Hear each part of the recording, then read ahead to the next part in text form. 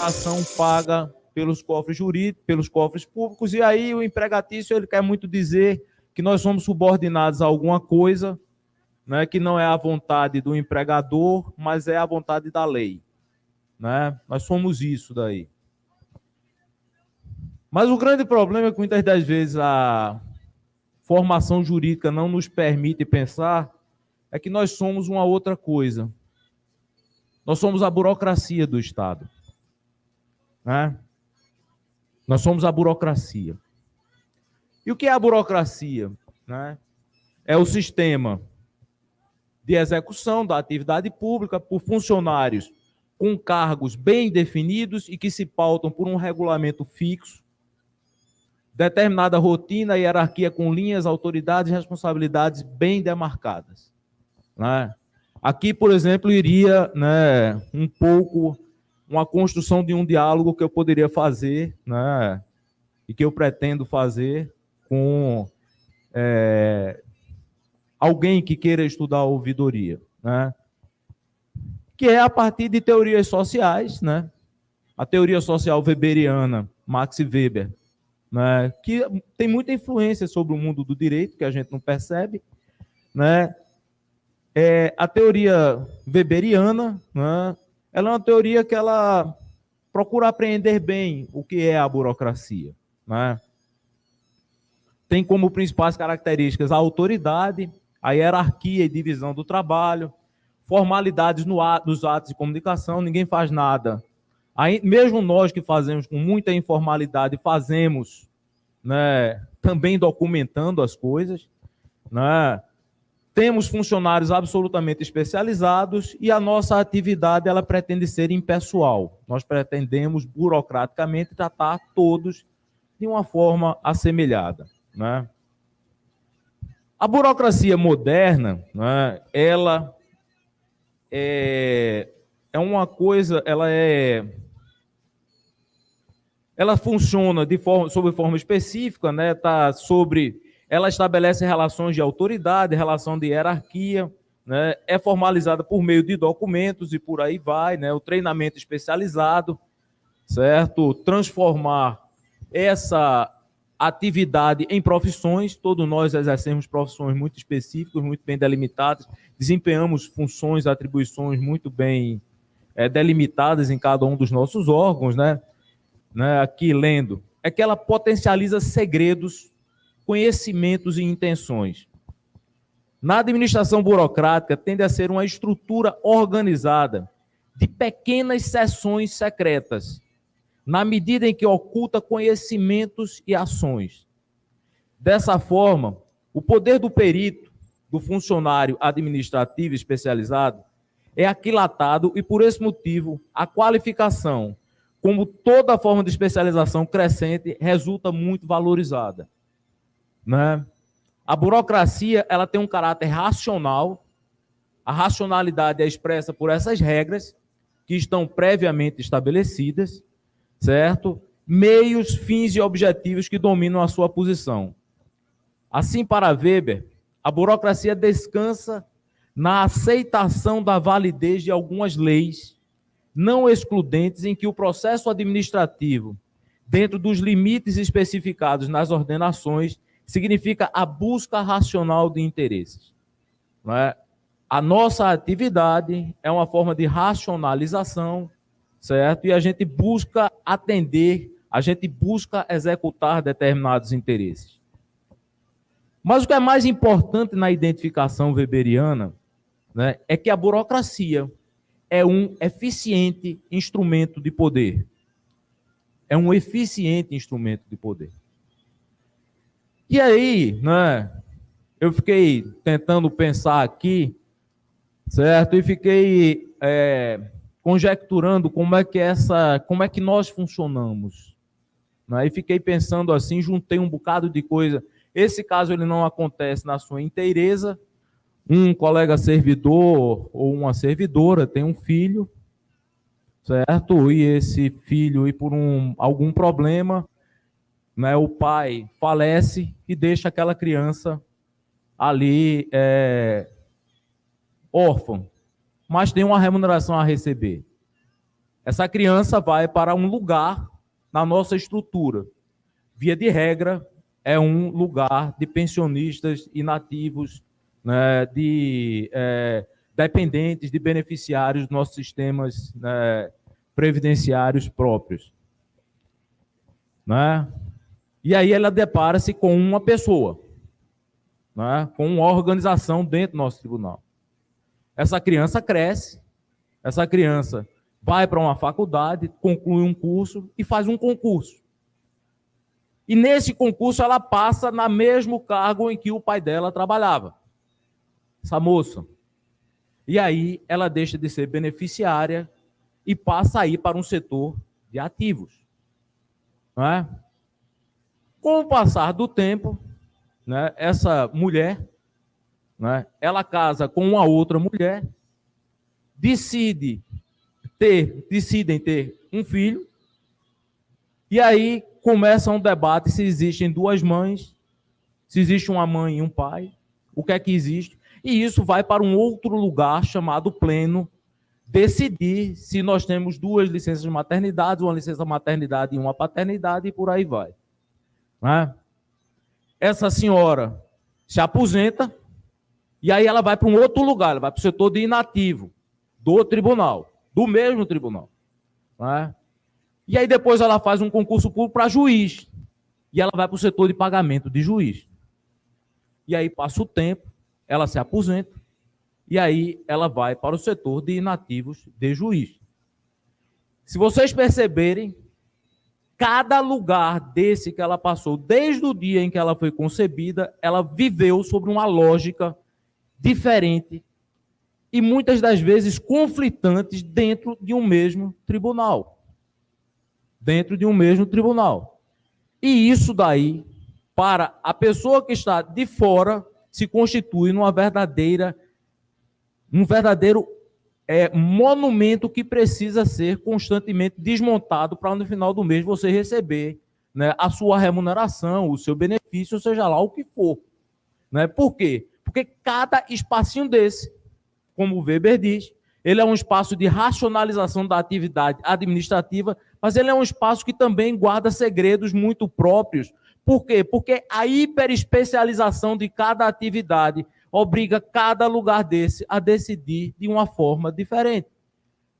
E muitas das vezes, os esconderijos que a administração estabelece, eles não são esconderijos apenas deliberados, ou seja, eu delibero que eu não vou passar a informação, porque não passar a informação significa que eu mantenho uma esfera de poder, mas muitas das vezes funciona no plano do inconsciente mesmo, no plano do você simplesmente achar que não é necessário você fazer uma determinada coisa ou dar uma determinada explicação. Por quê? Porque você vai perder tanto tempo fazendo aquilo ali, né, que vai terminar complicando a sua vida.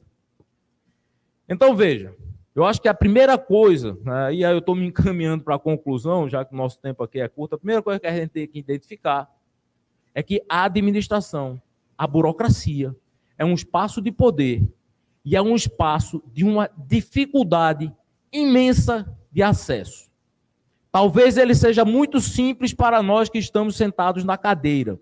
Para quem está do lado de lá do balcão, ele é um espaço de muito mistério e de muita dificuldade, e a depender do que você esteja, não é nem do que você está precisando, porque a minha menina, que virou uma mulher, uma mãe, uma esposa, ela só quer receber ao final do mês o que lhe é devido, a cada vez que ela assumir uma personagem diferente, uma persona diferente, uma persona jurídica diferente, ela teve que enfrentar um conjunto de problemas muito específicos e inimagináveis. Certo? Inimagináveis. A especialização crescente deixa a burocracia organizacional cada vez mais forte. Cada vez que a gente especializa, cada vez que a gente segmenta, cada vez que a gente faz alguma coisa para facilitar, você pode ter certeza que você impede a compreensão do todo e a pessoa que vai atrás do serviço, ela tem dificuldades. E aí, por exemplo, qualquer dia desse eu convido a vocês para entenderem como é que é o fluxo do processo por dentro do PJE. Cada ação dessa, que pode parecer muito simples, ela tem um fluxo diferente dentro do PJE, que ele simplesmente difícil de ser explicado para um leigo, né? Mas pode passar, né? Então, por que é que existem as ouvidorias? E aí eu acho que a lei 13.460, né? Eu acho que ele dá uma indicação maravilhosa. E de todas as indicações que ele dá, eu acho que o inciso 1, para mim, é uma das questões mais importantes. Promover a participação do usuário na administração pública em cooperação com outras entidades de defesa dos usuários. Na medida em que a burocracia é um poder inacessível, o Estado tem que criar formas de dar acesso a esse poder e a essa dificuldade que facilite a vida do cidadão. Porque vocês não esqueçam o seguinte, que no nosso caso concreto judiciário, nós temos um complicador tremendo, que nós estabilizamos, né, correta ou incorretamente, não vou debater aqui, que todos nós aqui estamos aqui por um mérito individual, porque passamos num concurso, aquela chamado debate da meritocracia. De todos os poderes, o único no qual o cidadão não participa diretamente na maior parte das formulações da política é o Poder Judiciário. Porque, com todas as críticas, o Legislativo e o Executivo, a cada 4 anos, têm que submeter-se a um crivo popular e a um debate popular sobre as suas proposições. Se vocês pensarem bem, só existem 2 espaços que eu me lembre que o cidadão brasileiro participa da atividade judiciária. A primeira delas é na coleta da mesa eleitoral, né? Aquela mesa é órgão do Poder Judiciário, e a segunda delas é o Tribunal do Júri, né, na criminalização. Tirando essas 2 possibilidades, o comum, ele não participa dos processos decisórios, dos processos de formulação, e ele sequer participa dos processos de recrutamento e assunção dos cargos no Poder Judiciário. E isso cria, para uma administração que por si só já é extremamente complexa, isso cria uma situação cada vez, potencializa uma dificuldade para o cidadão. Né? Aí pode passar, que eu não vou ler todos os incisos, convido a ler todos os outros incisos, e aí o que fazer? Né? O que é que eu acho? Eu já conversei muito, né? Tenho conversado bastante com os colegas, tem me ajudado muito na reflexão. O que é que eu acho que a ouvidoria tem que ser? Né? Para que ela possa cumprir esse papel de democratização, a primeira coisa, ele tem que ser um espaço de poder. E o que é que significa ser um espaço de poder? O ouvidor tem que ter muita clareza, certo, de que ele está ali, de uma certa forma, representando aquele cidadão que precisa de uma administração pública que seja democratizada, de uma administração que seja acessível ao cidadão. Então ele tem que estar convencido, tem que ser um convencimento do ouvidor. Ser um espaço de poder, na medida em que a administração tem que saber que o ouvidor, ele tem poder. E eu acho que a resolução 432, com todos os seus defeitos e com todas as suas dificuldades, ele nos ajuda bastante. Ele nos ajuda, nos auxilia bastante, certo? Neste sentido daí, certo? Então, esse ouvidor exercer suas atividades com exclusividade ou pelo menos com prioridade. E por que isso? Né? Porque muitas das vezes o conflito de interesse vai se instaurar com as próprias outras atividades paralelas que o ouvidor possa eventualmente estar executando. Eu sou uma instância ambulante, certo? Eu sou uma instância ambulante dentro do tribunal. Eu participo, acho que de 8 comitês, é o que eu participo. E alguns deles criam problema para o cidadão. E eu sou o cara, né, que faço transitar o espaço democrático de um lugar da qual eu sou o gestor. Aí você tem conflito de interesse evidente. Mas se você não tem exclusividade, mas que pelo menos o tenha como prioridade nas atividades. Ter servidores em quantidade para o exercício das atividades. Aí o Jorge vai mostrar quais foram os levantamentos feitos, né? E ter servidores qualificados para o exercício dessas atividades. ter servidores qualificados para o exercício dessas atividades é, por exemplo, tentar entender, só para dar um exemplo muito básico, como é que é o fluxo de um processo dentro do PJE. Sabe por quê? Porque juízes e servidores, por incrível que pareça, conseguem esconder processos dentro de um sistema eletrônico. Ele consegue bypassar os mecanismos de controle de um sistema eletrônico. Então, se você não conhece, o cara te dá uma informação dizendo que está tudo regular, e tu, como não conhece, você acredita, né, e não consegue fiscalizar aquilo dali, né? Criar regras institucionais claras para os cumprimentos das determinações das ouvidorias, certo? Nós não podemos ser apêndice da presidência, porque, inclusive, a presidência eventualmente poderá estar em conflito com os interesses da cidadania, que exige da administração pública uma ou outra atividade, certo? Que exige da administração, representada pela presidente, uma outra postura diante da resolução, né, de um determinado problema, certo? Então, nós temos que ter regras muito claras, preferencialmente regras nacionais, né? No nosso caso aqui, a Justiça do Trabalho tem conseguido construir com bastante eficiência, né, regras, um regramento nacionalizado, eu acho que isso é importante, certo? E constituir, né, espaço, né, um espaço de convencimento dentro da instituição, né, que as ouvidorias, como todo ser educado, ele pede. Mas como todo exercício de poder, né, uma vez me perguntaram, eu estava com um inquérito, né, era do Ministério Público, eu dizia, um bom procurador, ele tem que ter uma caneta numa mão e um porrete na outra. Porque se a caneta não funcionar, o porrete vai ter que funcionar.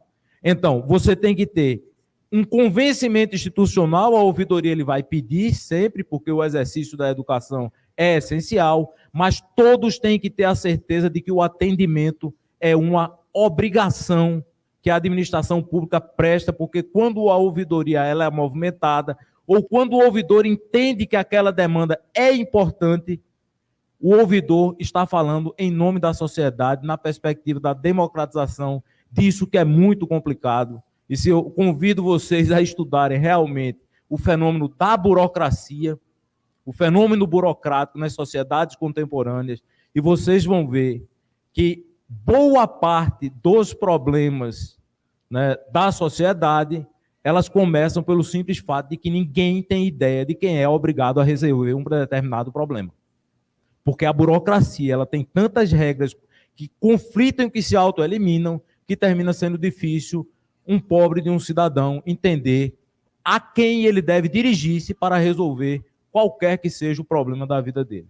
Muito obrigado, e aqui o amigo Jorge vai continuar nos nossos trabalhos.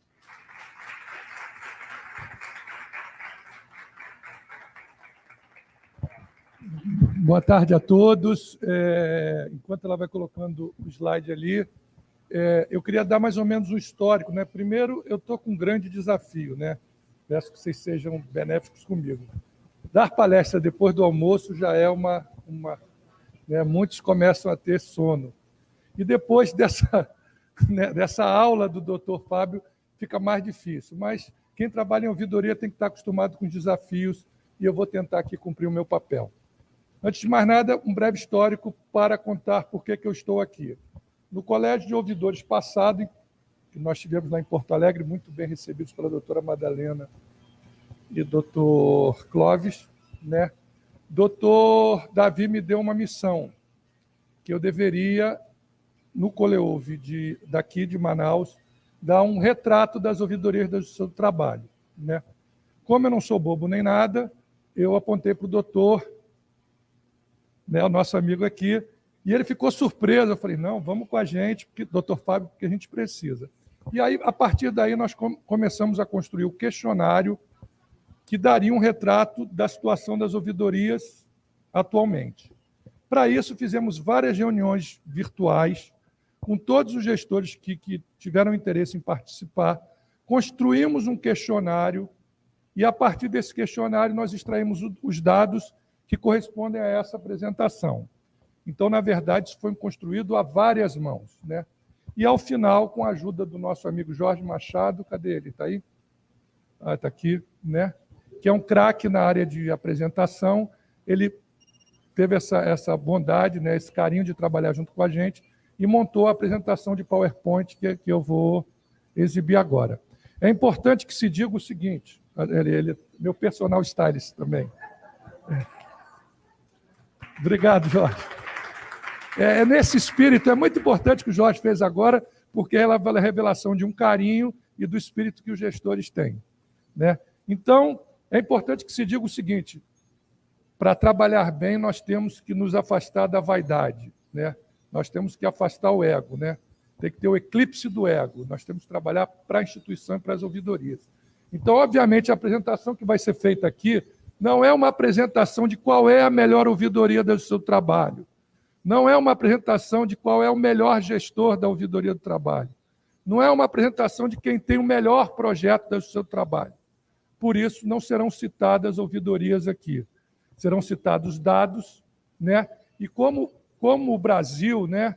Como o Brasil é um país que tem uma série de nuances e desigualdades, vocês vão perceber pelo levantamento de dados que há sérias desigualdades entre as ouvidorias, né?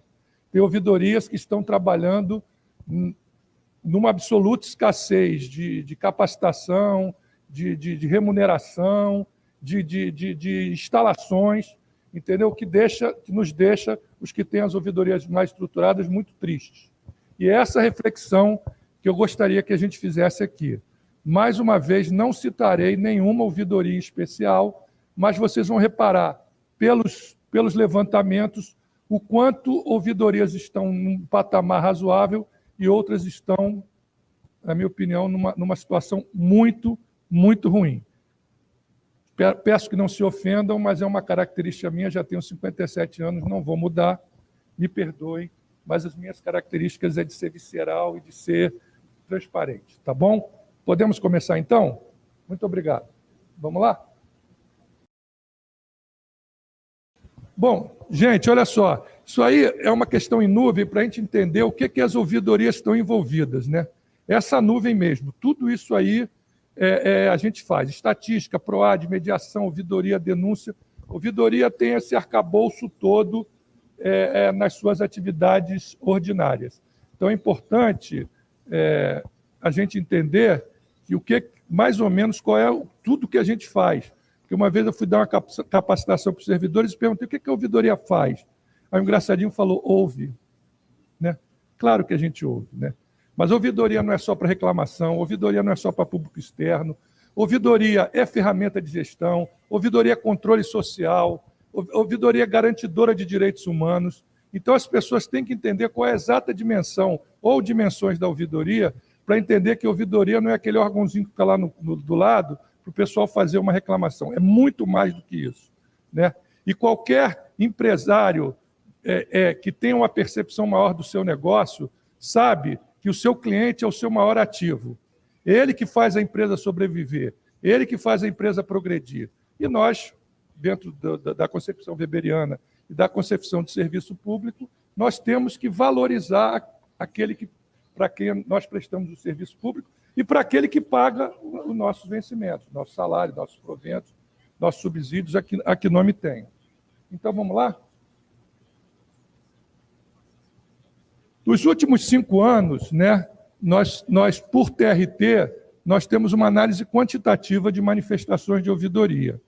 É uma média, nós passamos por uma pandemia, tivemos uma série de problemas, mas há aí algumas nuances interessantes com o TST, com a média disparada, e depois os tribunais maiores com o maior número de manifestações, e vai oscilando, né? E aí a gente tem que avaliar se esse é o número potencial de manifestações que nós devemos atender, ou se nós estamos com esses números por não estarmos cumprindo efetivamente todas as nossas potencialidades, né? Porque pode ser que as ouvidorias não estejam com números mais efetivos, porque efetivamente não tem capacidade de fazer esse tipo de atendimento, né? Então é importante que se tenha noção disso, né? Quando a gente tem a concepção do papel da ouvidoria, a gente entender que a ouvidoria não é só reativa, a ouvidoria é proativa. A ouvidoria tem que ouvir a sociedade através de audiências públicas e etc. Ainda estamos um pouco longe disso, mas estamos caminhando para tal. Essas são as médias anuais de atendimento, e aí vocês veem as disparidades, e pode haver uma relação aí, em alguns momentos, dos grandes tribunais com maior número de manifestações, até porque quem trabalha em ouvidoria da Justiça do Trabalho sabe que a esmagadora maioria das reclamações são ligadas à área judiciária e são ligadas à questão da celeridade processual, né? Eu acho que entre os ouvidores não há uma dúvida de que esse seja, né, efetivamente as demandas da maioria dos usuários. E aí nós começamos a ver as nuances das ouvidorias, né? Em azul mais escuro, tem 4 servidores ou mais, em azul claro, 3 servidores, no outro azul mais clarinho, 2, e 1 servidor, né? Então, nós temos aqui, se eu não me engano, 5 ouvidorias com 1 servidor. Gente, vocês conseguem conceber que uma ouvidoria possa fazer tudo aquilo que está ali, e mais o que a gente tem que fazer e não faz, com 1 servidor?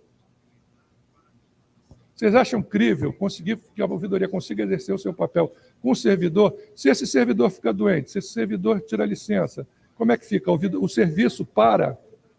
Então, tem que haver uma reflexão, e acho que o colégio é um espaço para isso, para se estabelecerem métricas, para se cobrar do CSJT, como tem métricas para lotação de gabinetes, como tem métrica para lotação de varas, métricas para as ouvidorias.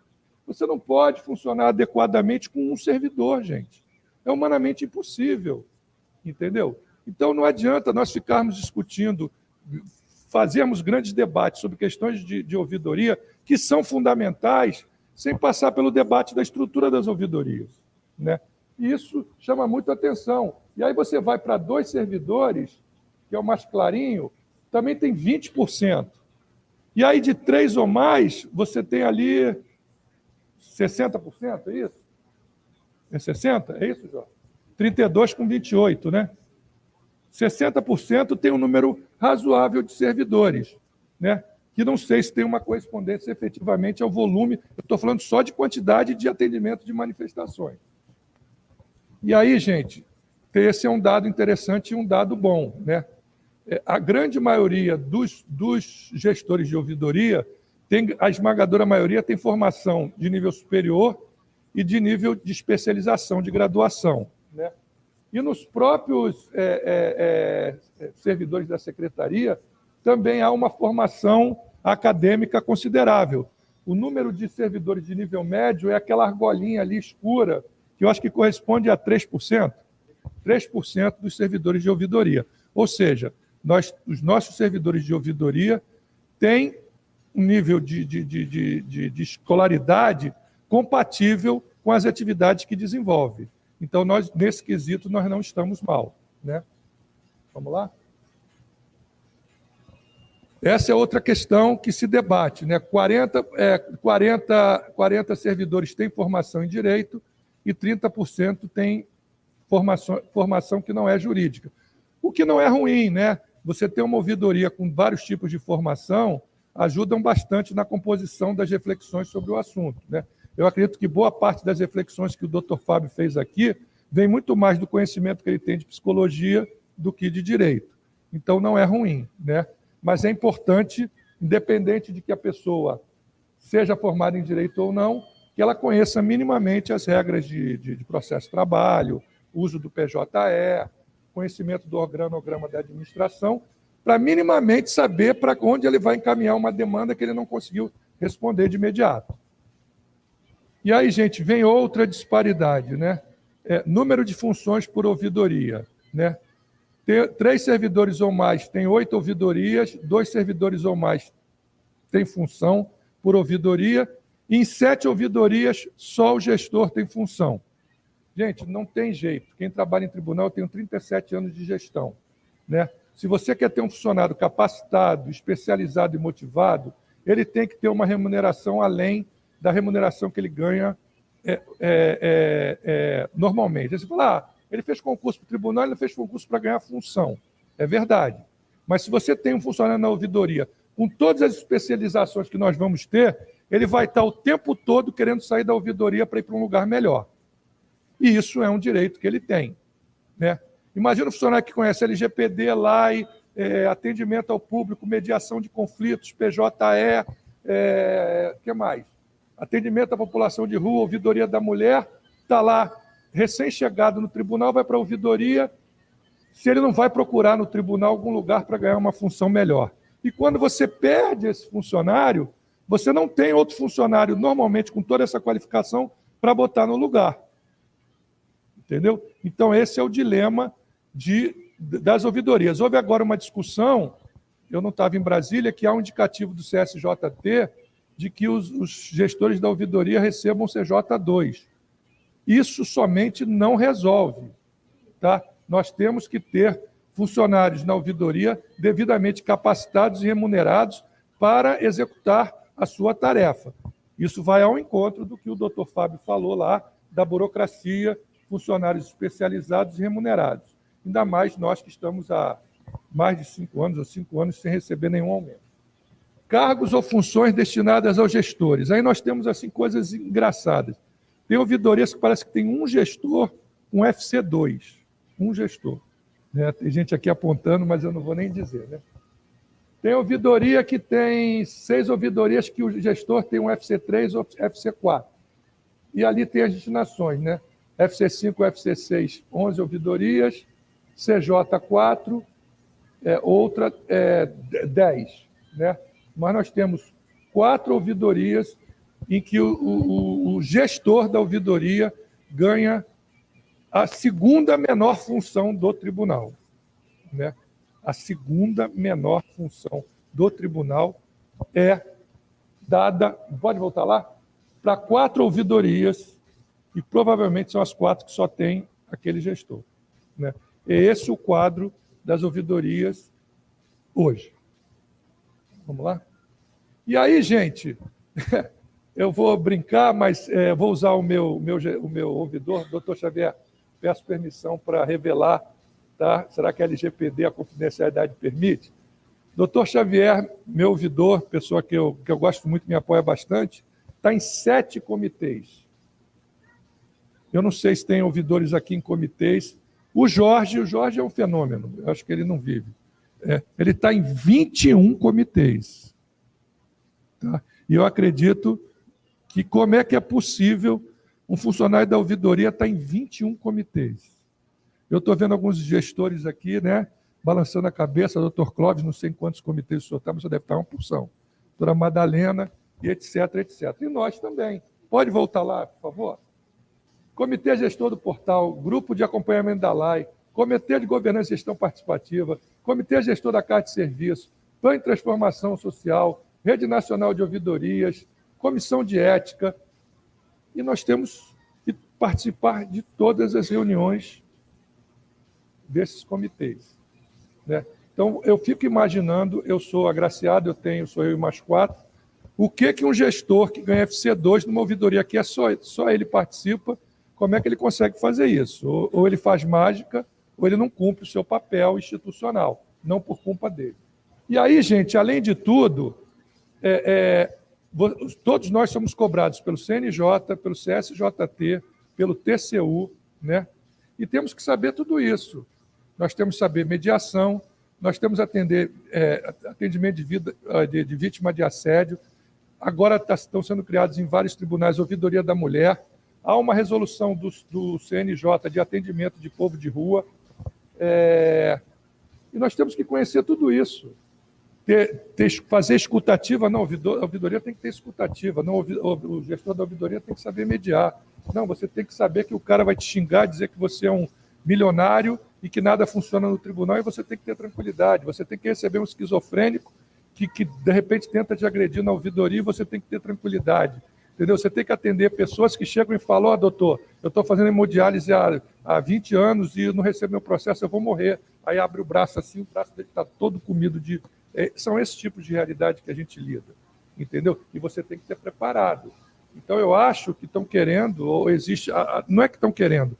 Esse retrato mostra que estão querendo um super-homem, né? Ou super profissionais e não estão sendo dadas condições para que algumas ouvidorias consigam efetivamente exercer suas atividades. E aí, gente, é outra questão também que é interessante a gente avaliar, né? Houve uma discussão muito grande se a ouvidoria deveria atender pedido de informação de processo, né? E, graças a Deus, hoje, somente uma ouvidoria não atende cidadãos que perguntam o andamento de processo.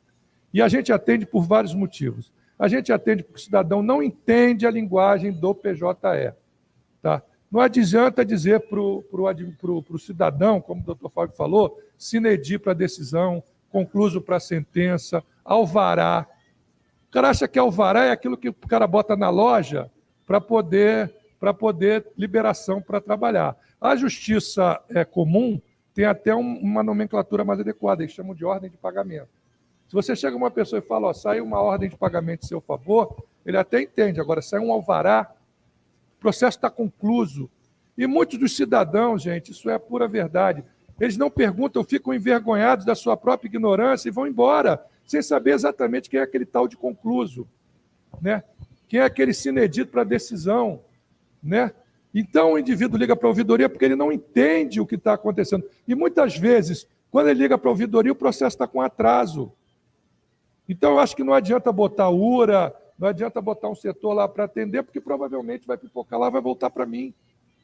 Porque, na verdade, ele não está ligando só para consultar o processo, ele quer entender o que está acontecendo com ele. E o doutor Fábio também falou com muita propriedade que a gente, às vezes, tem que ver o que está acontecendo, porque a gente esconde processo no PJE. Não abre conclusão para o prazo do juiz não começar a correr. E a gente já sabe, né? A gente que já tem algum tempo sabe de algumas questões, não inclui, sabe? Eu não vou falar aqui porque, enfim, cada tribunal sabe aonde dói o seu calo, né? Tem muita gente rindo aqui porque sabe, né? Dizem, né? Assim, só para a gente rir um pouquinho, que eu acho que o humor é parte da inteligência, que lá no TRT, não, lá no TRT não, lá no Tribunal de Xangai, quando tinha no tempo do processo físico, tá? Isso é historinha, é mentira, eu sou um grande mentiroso. Escondiam um processo debaixo do tablado da vara quando passava a corregedoria. Eu não sei se essa história é verdade ou não, mas dizem que sumia um processo, enfim, tinha umas histórias engraçadas.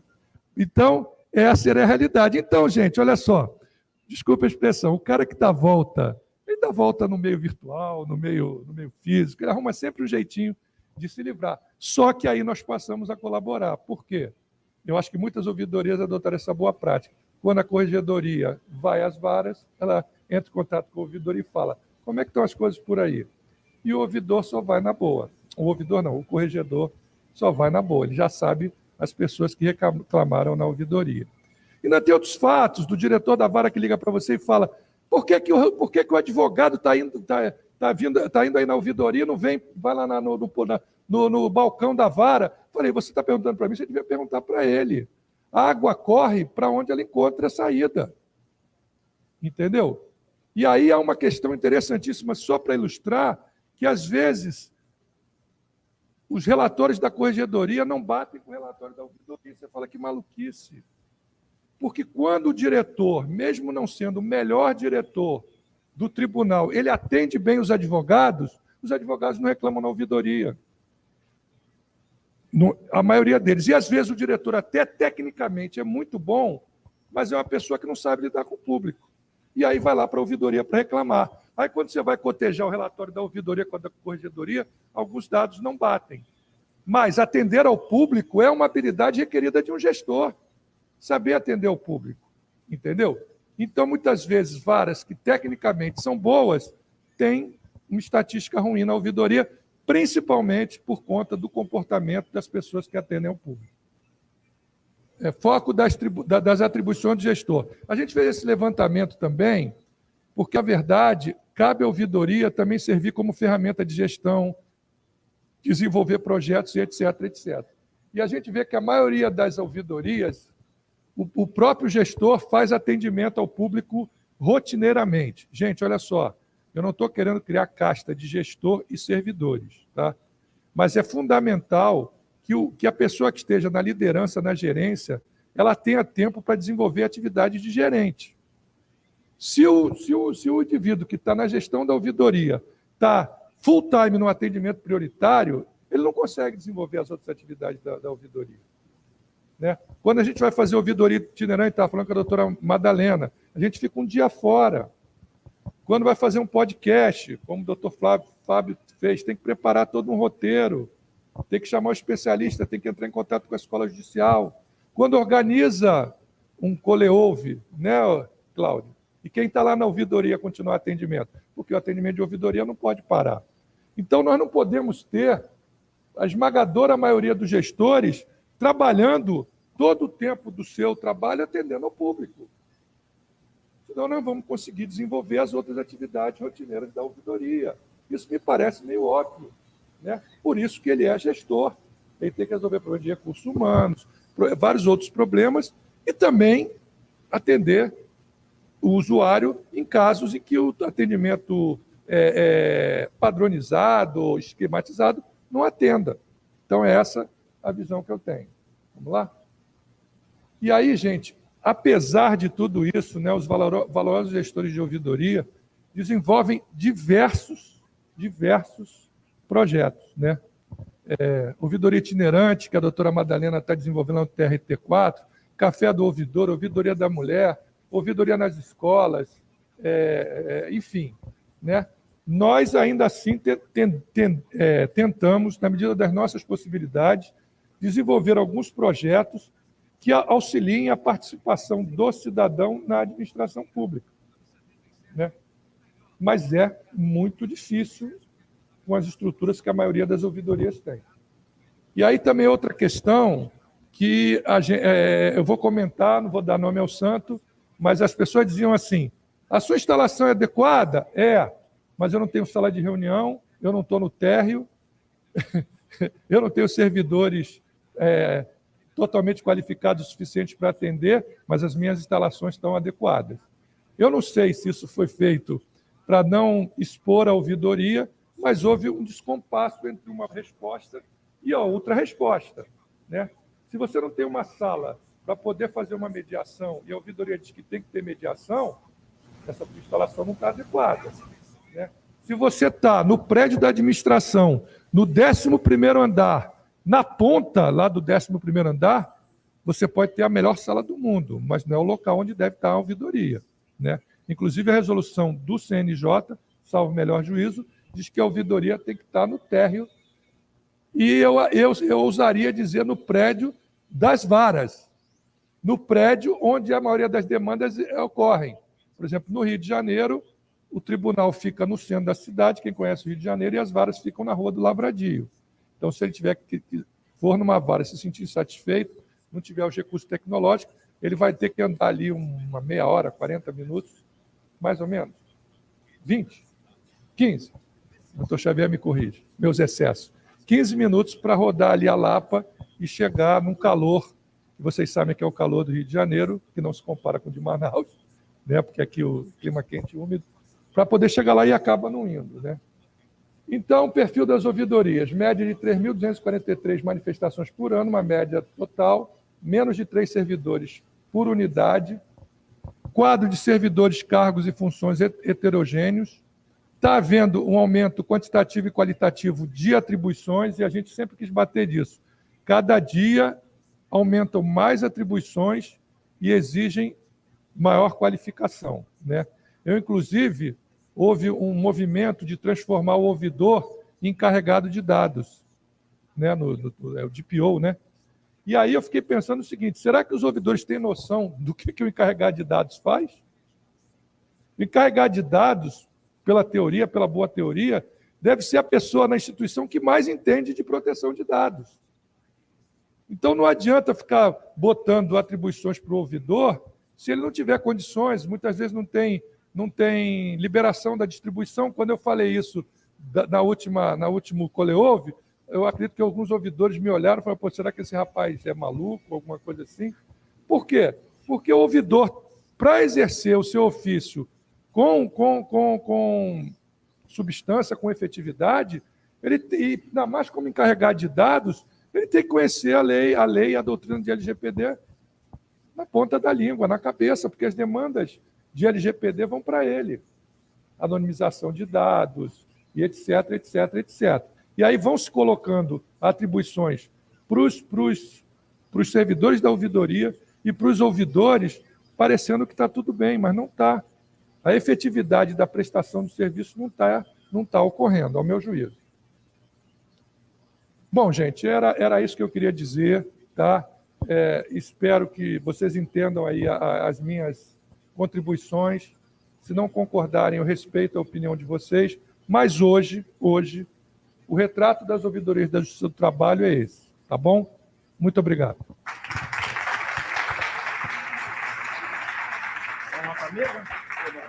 Não sei se a gente vai abrir aí para... Vamos lá, doutor? Vocês querem fazer alguma pergunta, fazer alguma reflexão? Convidamos a excelentíssima senhora desembargadora ouvidora do Tribunal Regional do Trabalho da 8ª Região, Francisca Oliveira Formigosa, para mediar o debate. Boa tarde a todas, a todos e a todos. Eu quero parabenizar o desembargador Fábio pela brilhante palestra. Me fez lembrar um pouco de filosofia, citando Kant. Quero também parabenizar o Jorge pelo estudo que ele apresentou, pela radiografia. Eu sei, Jorge, que a minha ouvidoria, se eu falar a vocês a situação da minha ouvidoria, vocês não vão acreditar. Serão capazes de chorar junto comigo. A minha ouvidoria sequer tem servidor. Como pode, né? Uma ouvidoria que não tem um corpo efetivo. Eu tenho um servidor cedido pela CETIM, que está aqui presente, que é o gestor, né? Que é o meu apoio. Eu digo que é meu braço direito, meu braço esquerdo e meu cérebro. Mas ele, já disse a ele, eu tenho compromisso até dezembro, quando muda a administração. E também quero dizer ao querido Fábio que eu também exerço várias funções no tribunal, principalmente um comitê que demanda muita atenção e dá muito trabalho, que é o Comitê de Prioridade do Primeiro Grau. Desembargador Fábio, só falta eu assumir a direção da escola, porque as demais funções no PEMEC, SEJUSC, ouvidoria, governança e por aí. Mas a minha primeira pergunta, ou talvez a única, ao desembargador Fábio. Vossa Excelência falou sobre a ouvidoria e me levou a um pensamento. O que somos? Para que servimos? O porquê da nossa existência? Então, desembargador Fábio, em 4 palavras, o que somos?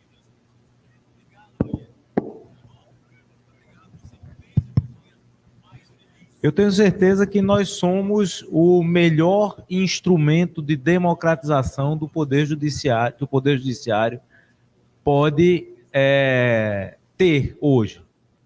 Nós somos o trabalho cotidiano dos colegas gestores demonstram que nós somos a porta de acesso de todas as queixas não resolvidas pelas formas mais regulares da administração pública. Desde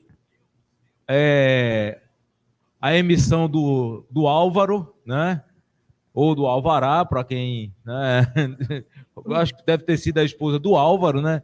O Alvará deve ter sido desde a emissão até uma informação de aonde a pessoa presta, né, vai obter um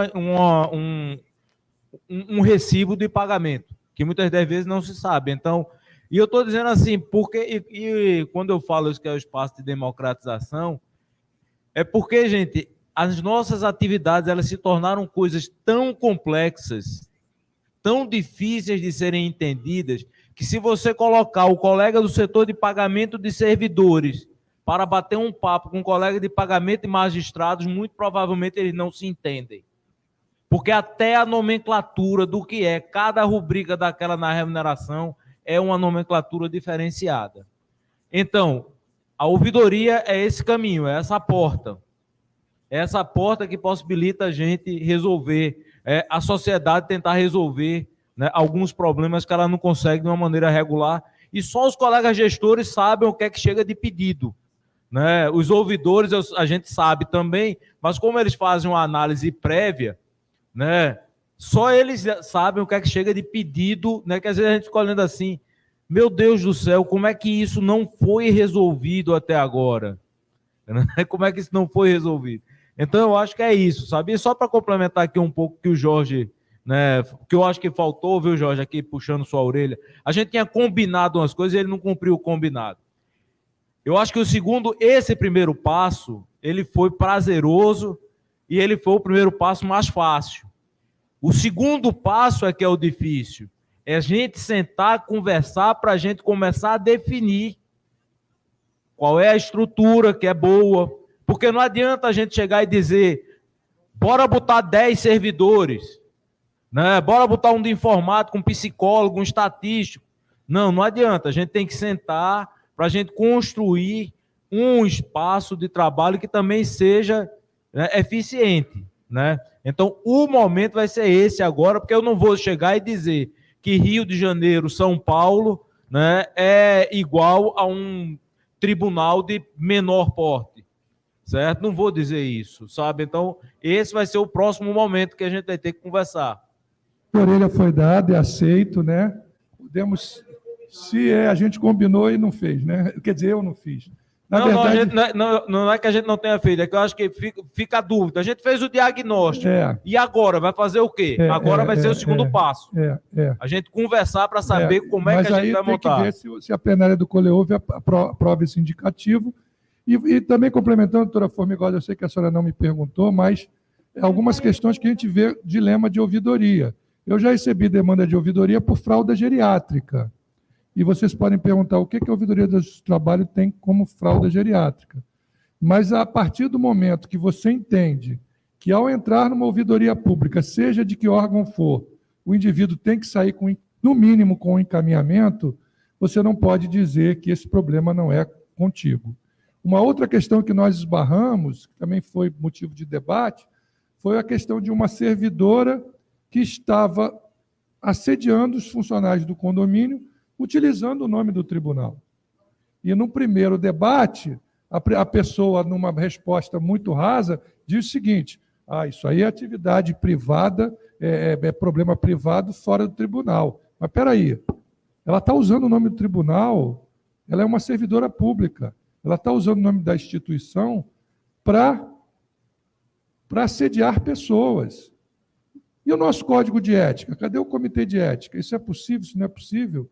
E muitas vezes você tem que abrir o debate, porque muitas demandas que chegam na ouvidoria são inusitadas, como as questões que o doutor Fábio colocou na construção da menina que ficou órfã, depois se casou com outra mulher, e a ouvidoria volta e meia está se deparando com questões inusitadas. E graças a Deus que nós temos um grupo de WhatsApp, né, de gestores unidos, que a gente fica ali tentando quebrar a cabeça de qual é a solução mais adequada. E já entendemos, acho que todos, que entrou na ouvidoria do seu trabalho, tem que ser atendido, e se não for com a gente, tem que dizer com quem é. Não dá mais para ficar falando que isso não é comigo. Entendeu? A gente tem que conseguir uma solução. No caso da fralda geriátrica, eu liguei para a Secretaria de Assistência Social de Nova Iguaçu, que era onde a mãe precisava, e aí encaminhamos ela para que ela fosse procurar a Secretaria de Assistência Social do município para conseguir a fralda geriátrica que a tia dela, acamada, precisava, ou se ia conseguir ou não, não sei, mas nós encaminhamos. Só um minutinho, doutor Clóvis, só um minutinho. Eu tenho mais uma pergunta, desembargador Fábio. Pensando na ouvidoria como uma porta, fazendo parte da justiça multiportas, eu queria saber de Vossa Excelência o vosso pensamento sobre o papel do COLEOV na efetivação desta porta da ouvidoria como um ambiente de acolhimento e como um ambiente efetivo do exercício da cidadania.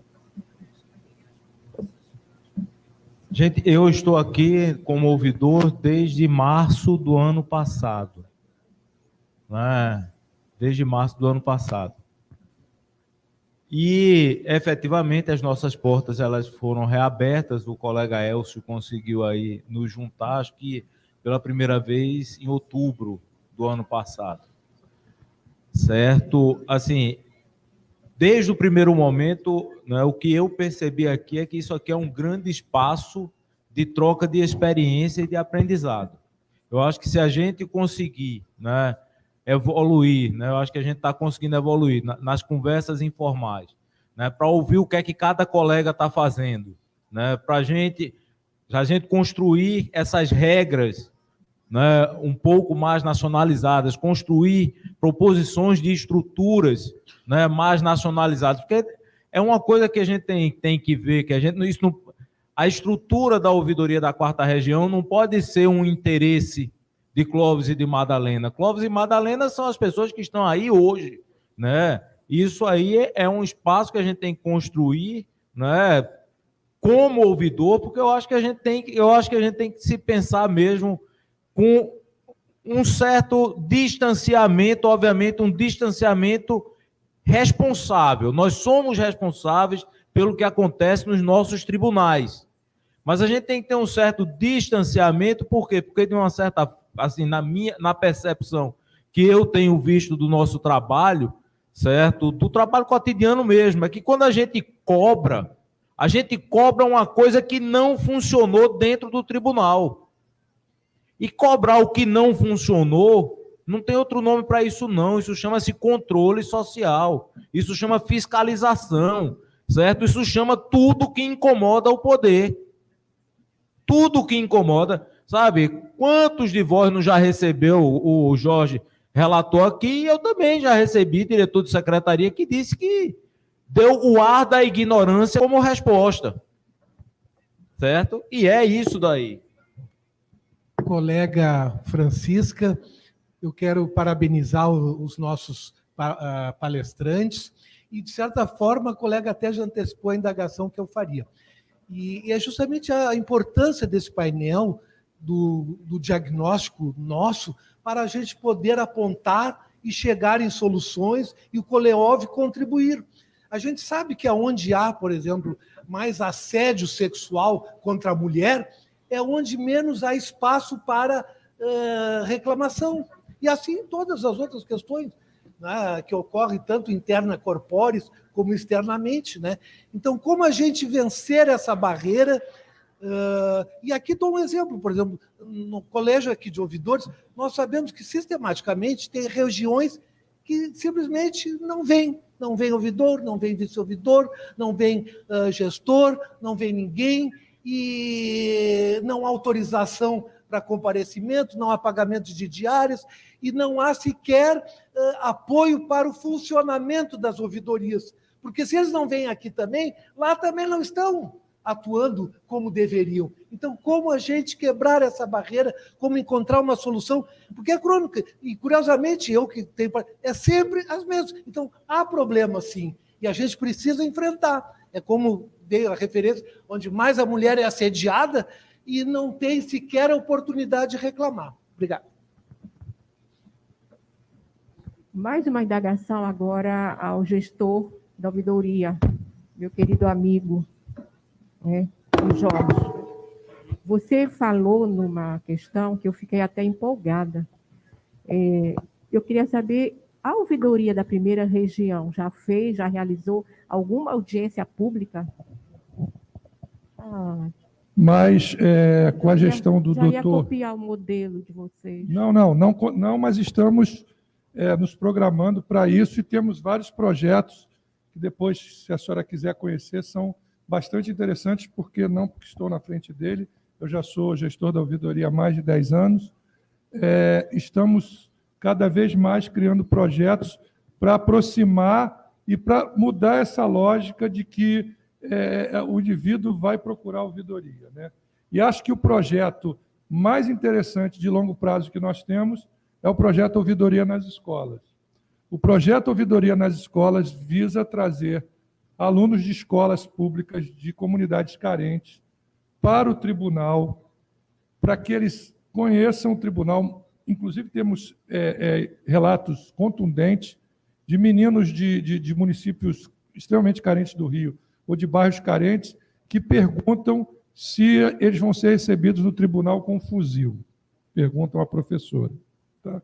Nós vamos ser recebidos lá com fuzil. E lá eles aprendem o que é uma ouvidoria pública, que eles podem reivindicar na ouvidoria pública a melhora do calçamento da rua dele, a falta de água. Porque eu acho, e acho que isso é chover no molhado, que a única forma revolucionária de mudar o mundo sem violência é por meio da educação, né? Então, nós estamos avançando nisso, não chegamos ainda nas audiências públicas, mas pretendemos futuramente instalar esse instrumento para discutir diversos assuntos. O mais palpitante hoje que nós estamos enfrentando, o doutor Xavier integra um comitê recentíssimo, que é atendimento de pessoas de população de rua, pessoas em situação de rua nos tribunais, que muitas vezes pessoas humildes, talvez não tão bem trajadas, em situação de extrema vulnerabilidade, e muitos tribunais são barrados na própria entrada, porque entende-se que não estão trajadas adequadamente. E muitas vezes estão trajadas com o que tem de melhor, né? O judiciário tem que ampliar essa discussão de se aproximar da população. Milhares, não sei no estado de vocês, só para concluir, milhares de pessoas na rua. A cidade do Rio de Janeiro virou um dormitório a céu aberto. Outro dia saí para o metrô um pai com duas meninas, uma de aproximadamente 6 e outra de 4 anos, dormindo na porta do metrô, entendeu? E a gente, de alguma maneira, tem que dar a nossa contribuição para essa situação calamitosa, entendeu? Então, eu acho que é um sentido. Ainda não implantamos. É isso. A plateia quer fazer alguma pergunta? Boa tarde a todos. Meu nome é Beatriz Teodoro, sou vice-ouvidora da 23ª Região. E na busca de soluções, eu acho que aqui é um ambiente propício, porque onde mais de 2, 3, meia dúzia, sei lá, uma dúzia de cabeças pensando, eu acho que é a oportunidade que nós temos em pensar em soluções. Falou em justiça multiportas, falamos em capacitação, tem resolução que prevê a capacitação de servidores para as ouvidorias. Eu fui já ouvidora no passado, hoje eu sou vice, e a gente deparava a todo momento exatamente com essa questão de acesso à ouvidoria como uma porta de solução de conflitos ou de tentativas, pelo menos, e às vezes nem relacionada com o tribunal, como o caso das fraldas, como o caso de uma perícia que aconteceu no nosso tribunal, em que uma senhorinha chegou lá já para uma perícia da Justiça Federal, não tinha ninguém para informar, ela perguntou onde que era a perícia e indicaram para ela, desce no andar tal e pronto, no subsolo. E lá ela ficou até 11 horas da manhã, sei lá que hora, esperando, aguardando, e até que a servidora ficou incomodada com aquela senhorinha ali, com cadeira de rodas e tudo mais, e ela falou que tinha ido para a perícia.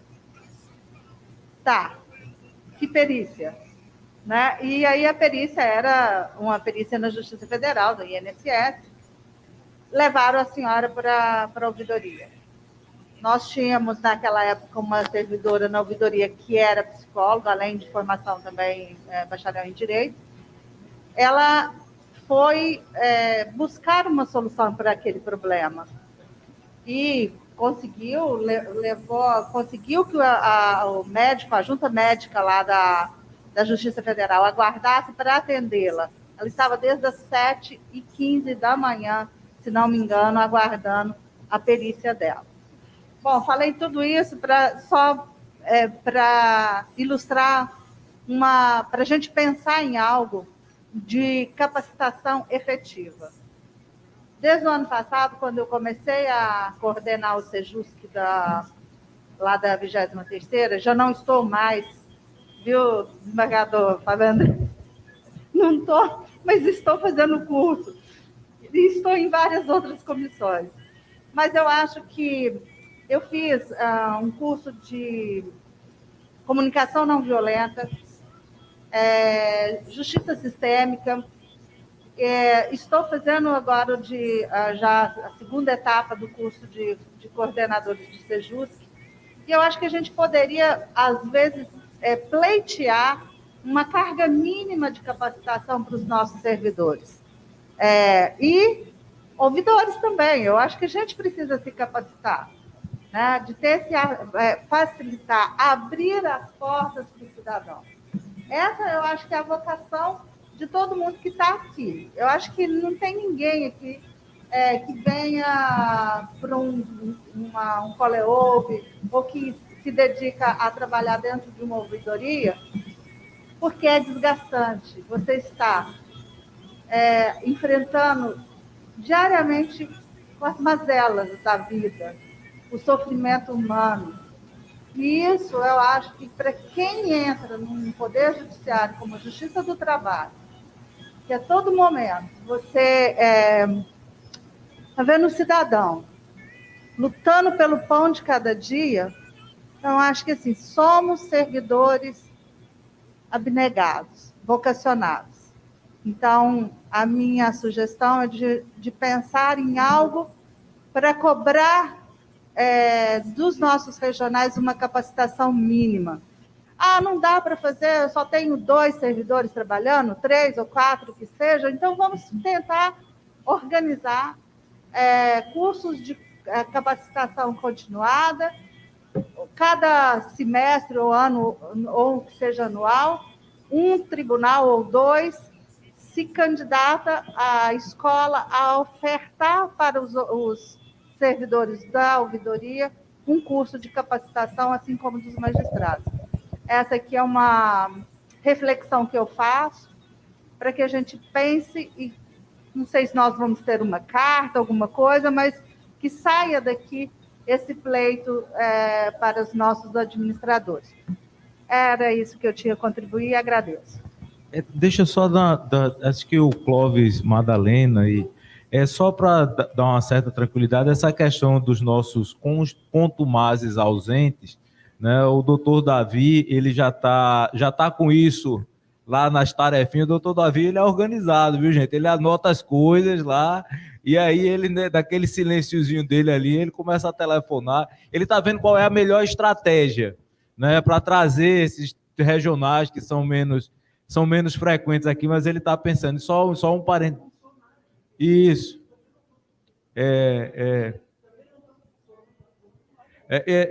E só uma última coisa, nessa coisa da linguagem da gente, né? Uma queixa de um cidadão que ficou chateado porque o juiz não aplicou a rebeldia no reclamado, né? Não aplicou a rebeldia, sabe? É isso daí, sabe? Tem que aplicar a rebeldia de vez em quando, né?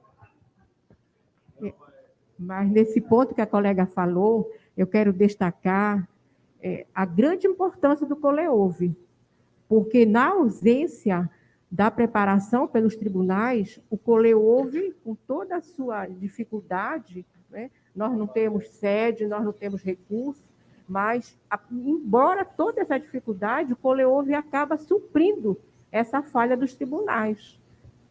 E aqui fica a minha gratidão, porque eu aprendi muito. Eu já estou na segunda gestão, eu iniciei na ouvidoria cumprindo o mandato de um colega que saiu na metade da gestão, então eu não vou mais poder concorrer em razão da resolução do CNJ, mas eu sou muito grata ao Coleouve.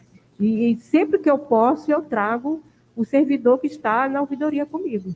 Eu acho de suma importância. Aqui é a nossa escola também, né? Dos ouvidores e dos gestores.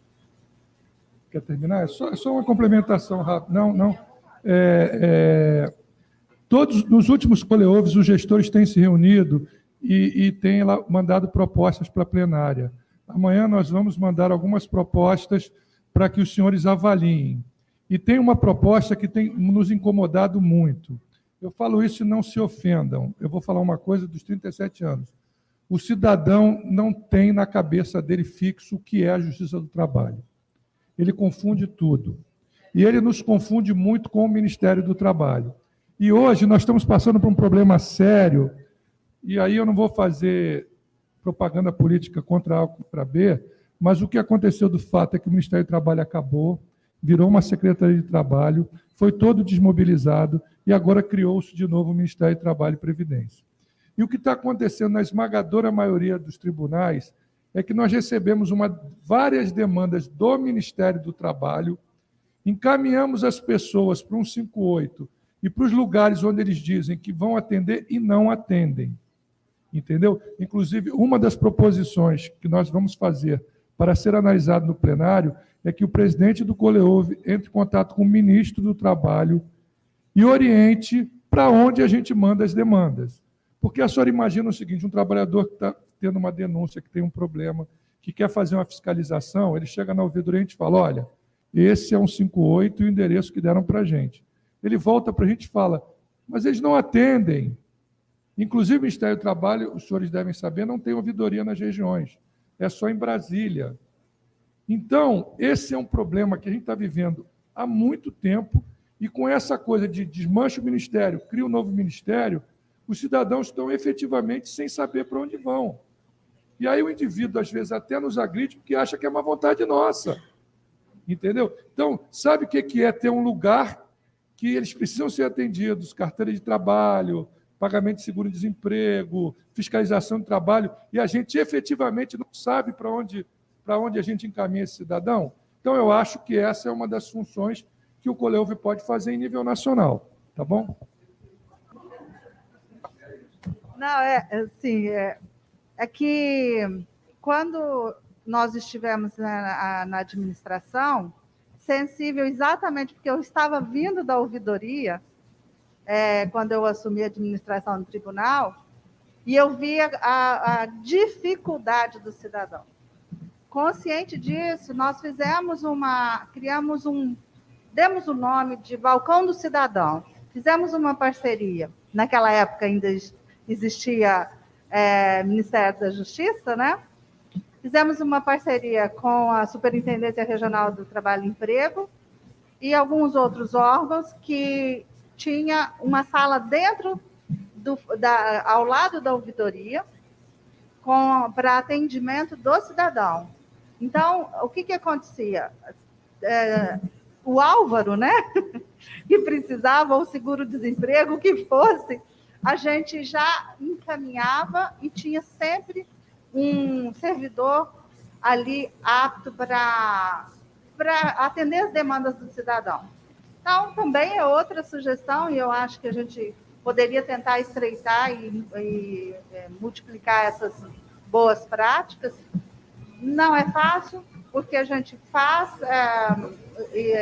normalmente depois vem uma alteração, né? Desaparece o Ministério, assim, num passo de mágica, e os servidores também que trabalhavam lá, hoje não mais trabalham. Então, foi um momento, foi curto, mas foi bem efetiva o trabalho deles dentro do tribunal. Lá no térreo, ao lado da ouvidoria, então, não saía de lá com tudo praticamente resolvido. É uma outra sugestão. Que eu chamo de trabalhar em rede. Só para vocês terem uma ideia, a gente recebeu informação ontem, doutor Clóvis, que o CNJ está levantando requisitos para desenvolver o Sistema Único do Poder Judiciário. E nós estamos discutindo ainda se nós vamos usar o nosso ou do outro. E o CNJ já está desenvolvendo. A minha opinião, nós temos que estar com ele, desenvolvendo com eles.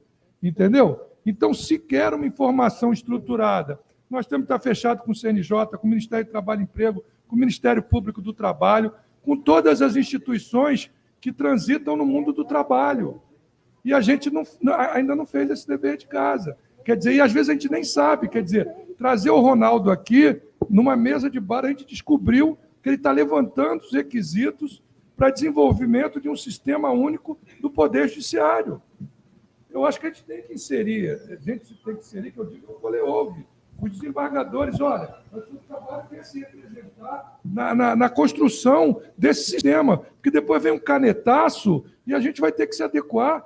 Mas na hora que vocês tinham oportunidade de participar, não se apresentaram para participar. Entendeu? É essa reflexão que a gente tem que ter. Então, é muito importante que se saiba que o CNJ está levantando requisitos para fazer um sistema de ouvidoria para todo o Poder Judiciário. Eu recebi essa informação ontem do gestor da ouvidoria do CNJ. Boa tarde aí a todos que estão aqui nesse coleobo. De todos que eu já participei, esse eu posso dizer que é o mais assim eficaz e acredito que mais colaborador, né? Assim, em razão da própria atividade da ouvidoria, né? Eu queria fazer alguns comentários em relação ao que foi trazido para cá, sobre o perfil também, tanto do ouvidor quanto dos gestores, né? Eu digo porque já estou também um pouco mais de 6 anos, já completando o 7º, na ouvidoria, e eu já trabalhei com um ouvidor que, como a doutora comentou ali, de que às vezes ia para a ouvidoria não para ter aquele ouvido ativo, né? Sensível, mas talvez até para esconder aí algumas coisas mais que deseja que não seja exposto, né? Então, eu acho importante ter o perfil do próprio ouvidor, que isso continue sendo disseminado em relação às próximas gestões. Por quê? Porque tem desembargadores, né, que são mais acessíveis, sensíveis a essa área mais assim do próprio usuário, seja interno ou externo. E também do gestor. A gente está trazendo aqui em relação às gratificações, e uma das coisas que mais incomodaram aqui alguns de nós, assim, gestores, é que, trazendo aqui uma CJ que seja, né, alguns de nós poderemos ser preteridos, né, por alguns servidores de mais prestígio do próprio desembargador que fosse ouvidor, né? E eu acho importante que fosse, como é que se diz, registrado que o perfil do servidor que trabalha na ouvidoria, aquele que tem amor, inclusive, à atividade da ouvidoria, e também que tem um tempo assim mais de apuração, como aqui a própria Claudinha ou o Jorge, porque isso ajuda para que isso se prolongue, né? Porque, às vezes, a troca, e eu fico pensando exatamente no negócio das funções, né? Se for uma função melhor, para quem, por exemplo, tem FC2 e for para a CJ, vários servidores de gabinete, inclusive, vão querer ocupar, mas só para a questão financeira, e acho que isso prejudica a ouvidoria em termos de essência, né? Uma das coisas que falou sobre o papel da ouvidoria, que muitos não sabem, né, eu acho que uma sugestão que poderia também ficar seria a divulgação do papel da ouvidoria da Justiça do Trabalho nas faculdades de Direito, né, nos últimos períodos, porque muitos deles já estão estagiando, inclusive, né, ou já estão vendo para que área vai trabalhar, e isso vai ser a gente vai estar, como é que se diz, trabalhando em favor das ouvidorias para os próximos profissionais, né, da atividade jurídica.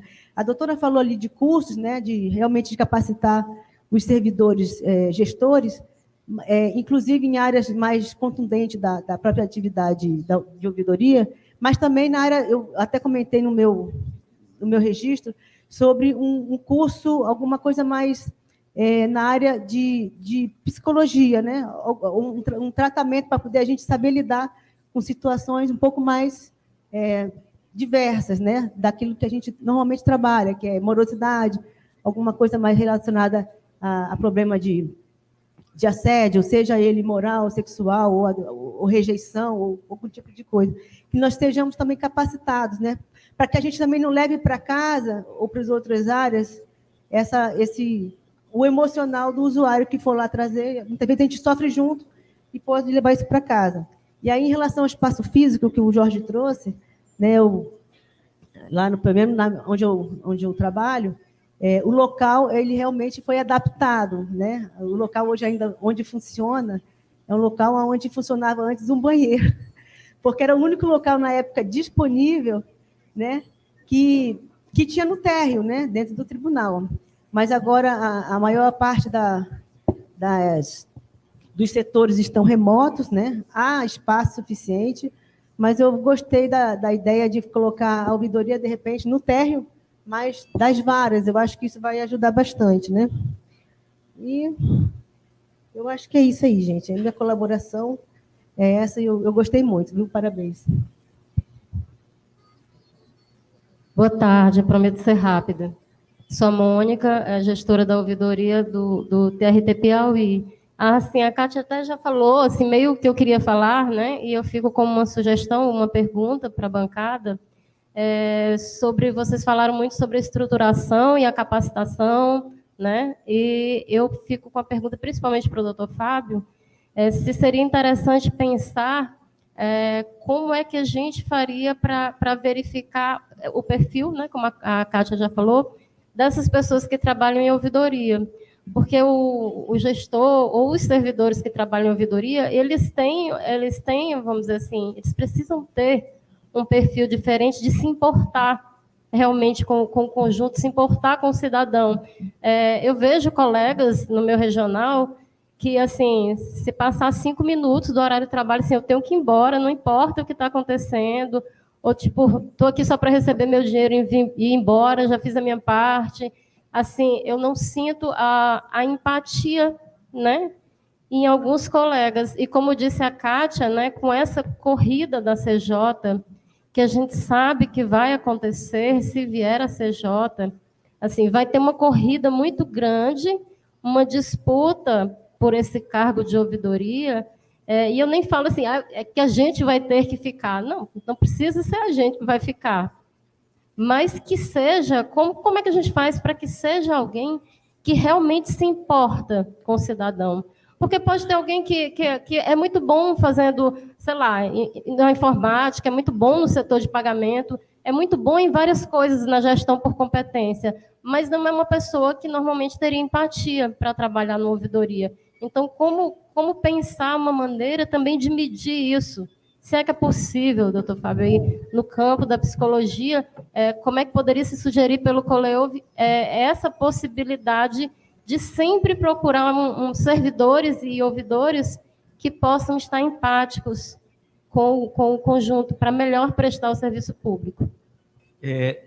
Eu não tenho a menor dúvida que a ouvidoria do Estado de Pernambuco e o pouco de relacionamento que eu tive com os colegas aqui, eu não tenho a menor dúvida que essas ouvidorias elas só se sustentam porque se conseguiu ter um padrão mínimo de estabilidade no quadro dos gestores, né? Não só um padrão de estabilidade, em primeiro lugar, estabilidade no tempo. O fato de vocês estarem aí há bastante tempo foi fundamental para que essas ouvidorias, com todos os problemas que a gente possa listar aqui, elas se mantenham minimamente íntegras, né? E essa questão esse tempo, no caso do Estado de Pernambuco, e assim, quando eu falo, Valneide, ela fica rindo, achando que eu estou com algum tipo de louvação inútil, mas não é.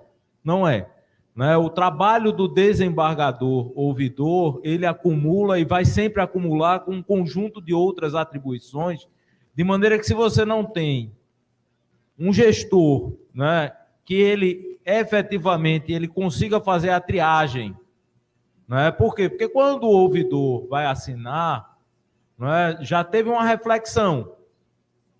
Não existe um texto pronto para toda e qualquer situação, não.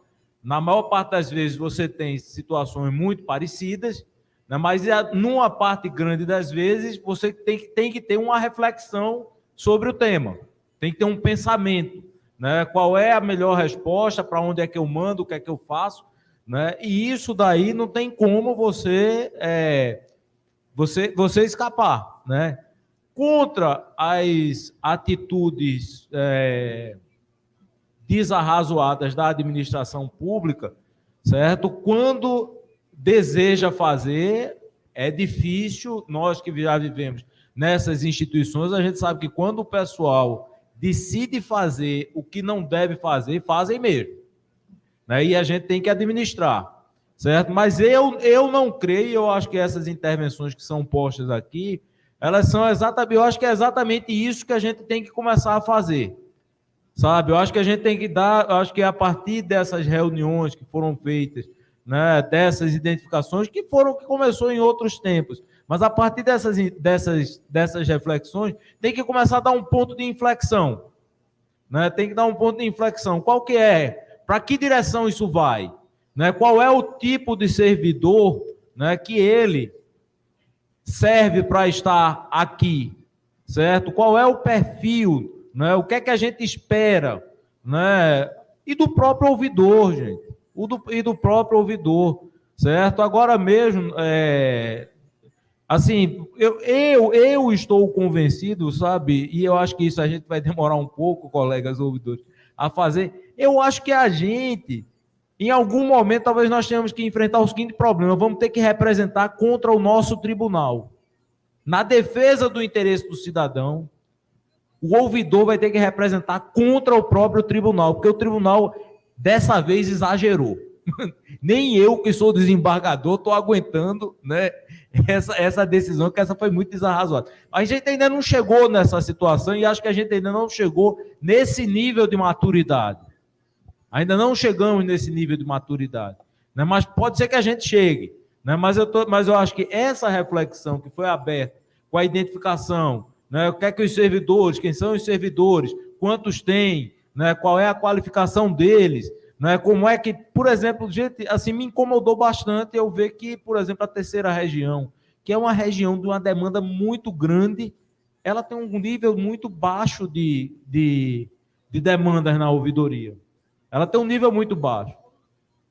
Certo? Isso, assim, isso tem um sintoma, isso é um sintoma de alguma coisa. Sabe? Então, essas coisas que a gente levanta aqui, são elas que chamam a atenção, porque não tem como justificar a terceira região não tá no mesmo patamar do Rio Grande do Sul. Não tem, eu não vou nem concorrer. Olha que terceira região é parecido com o Rio e São Paulo em termos de número, né? Mas não está nem parecido com o Rio Grande do Sul. Então tem alguma coisa acontecendo, né? Então, essas identificações, elas são importantes. Eu acho que pontuam a questão que é importante. E também digo a vocês, né, se definisse de mim, né, se dependesse de mim, né, eu compartilho daquela ideia de que quem roeu o osso vai comer o filé também, sabe? Pô, tem colega aqui que está há 20 anos construindo isso, sabe? Isso aqui é produto de 20 anos de trabalho de um cara como o Jorge, né? Aí, na hora que a coisa começa a dar um ponto de inflexão que pode ficar não só do ponto de vista institucional, mas do ponto de vista individual, Jorge já não me serve mais, sabe? Não tem nenhum sentido, até porque se ele não me serve há 10 anos, certo? Ele não me serve há 10 anos, então não tem nenhum sentido isso daí. Mas eu acho que a gente começou, né? E eu acho que os nossos dirigentes do colegiado, né? Doutor Davi, né? Clóvis, Madalena, são pessoas que estão... Essa coisa mesmo, né, que estava conversando ontem sobre os nossos grandes ausentes. Estava sendo conversado ontem sobre isso. Elcio estava colocando essa questão, Zé Luiz, lá do Rio de Janeiro, né, estava colocando essa questão, certo? Então, é uma questão que preocupa. Né? E isso é um reflexo de uma coisa. Sabe o que é isso? É reflexo?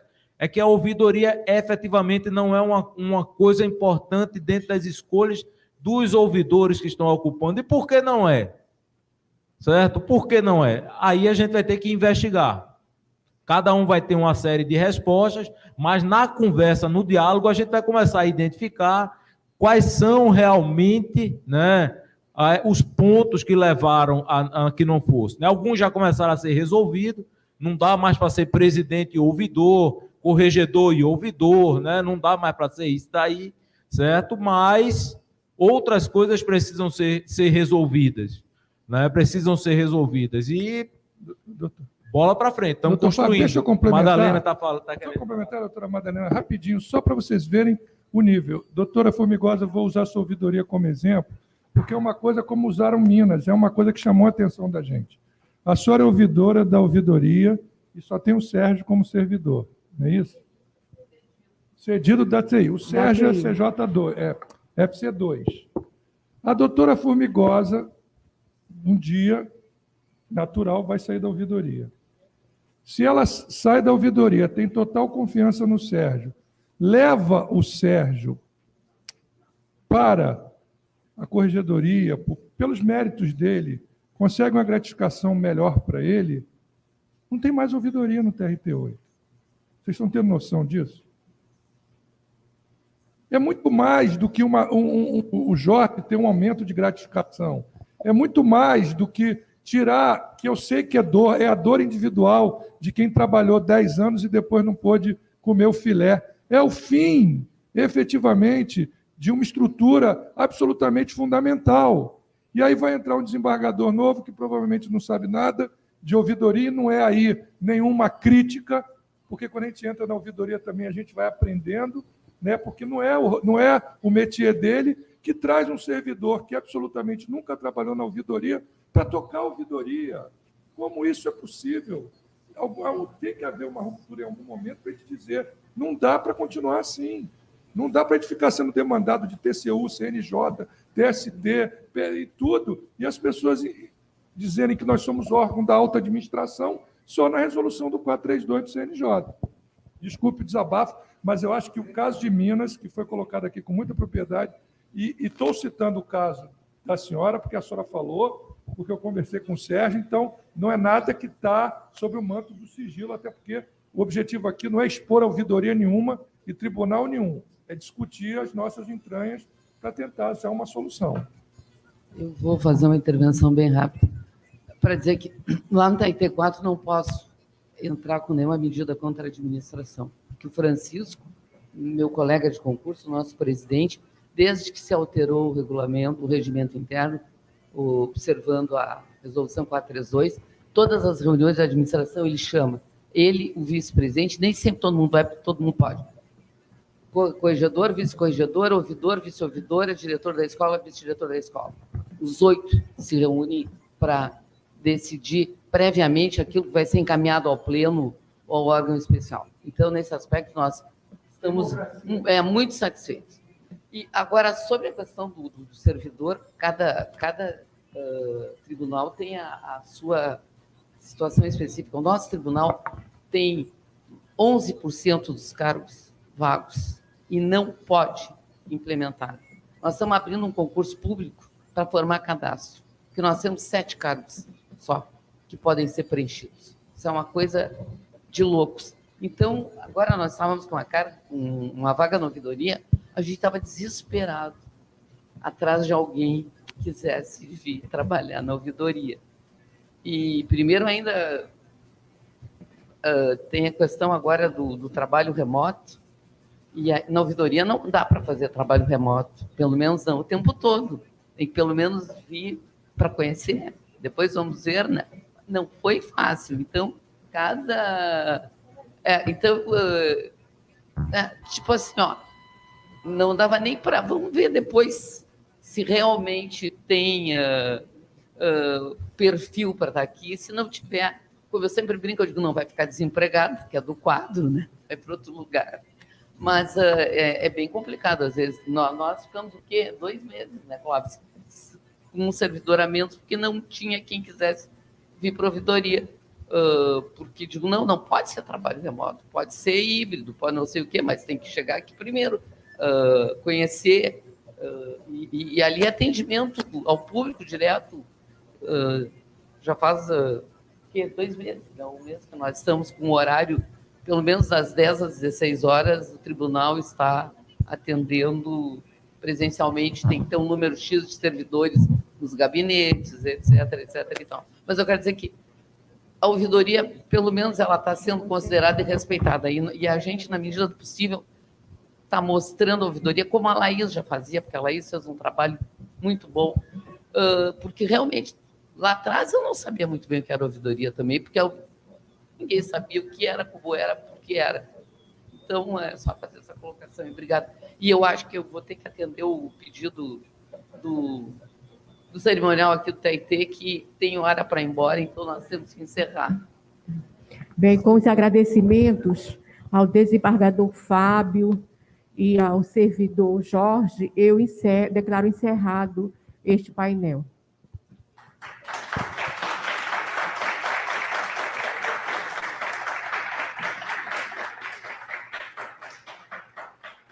E para fazer a entrega dos certificados aos nossos palestrantes, convidamos a excelentíssima senhora desembargadora Maria Madalena Telesca e o excelentíssimo senhor desembargador Clóvis Fernando Chuque Santos. Certificado de participação. Parabéns, o debate continua. Foi ótimo.